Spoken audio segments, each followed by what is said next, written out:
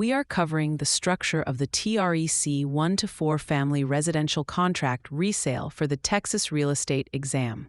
This is the most commonly used and heavily tested purchase contract in Texas. The exam will not ask you to identify paragraphs by number, but it will test your understanding of how the contract flows and where key obligations are located. Think of the 23 numbered paragraphs as a logical story. It starts with the who, what, and how much, then moves to the critical due diligence and contingency periods, and finally, the closing. The first few paragraphs set the stage. Paragraph 1 identifies the parties, the buyer and seller.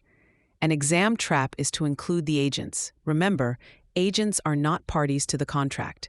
Paragraph 2 defines the property, including the legal description, improvements, and accessories. Paragraph 3 outlines the sales price, breaking down the cash portion and the financing amount. Next, the contract moves into the money and condition sections, which are heavily tested.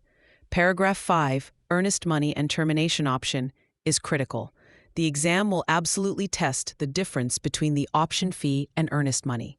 The option fee is a non-refundable amount paid directly to the seller for the unrestricted right to terminate during the option period. Earnest money is a deposit held by the title company to show the buyer's good faith and is typically refundable if the buyer terminates under a valid provision.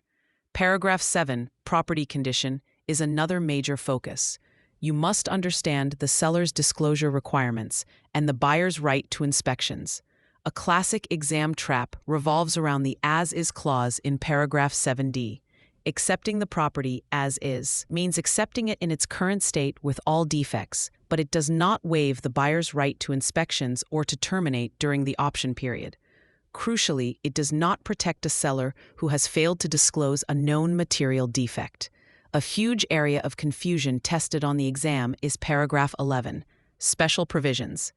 TREC rules prohibit license holders from adding any language for which a TREC addendum already exists. This paragraph is only for factual statements or business details applicable to the sale, not for drafting legal clauses or contingencies. For example, you would never write in financing contingency details here.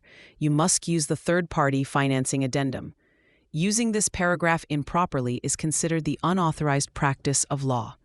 To help remember the contract's initial logical flow, use this simple phrase: parties, property, price, then the money for the move. This covers paragraph 1 for parties, 2 for property, 3 for price, and leads into the financial paragraphs like earnest money and title policy, which are key for the money part of the deal before the move at closing. For free practice questions, AI-powered explanations, and more exam prep tools, visit openexamprep.com. That's openexamprep, all one word, .com.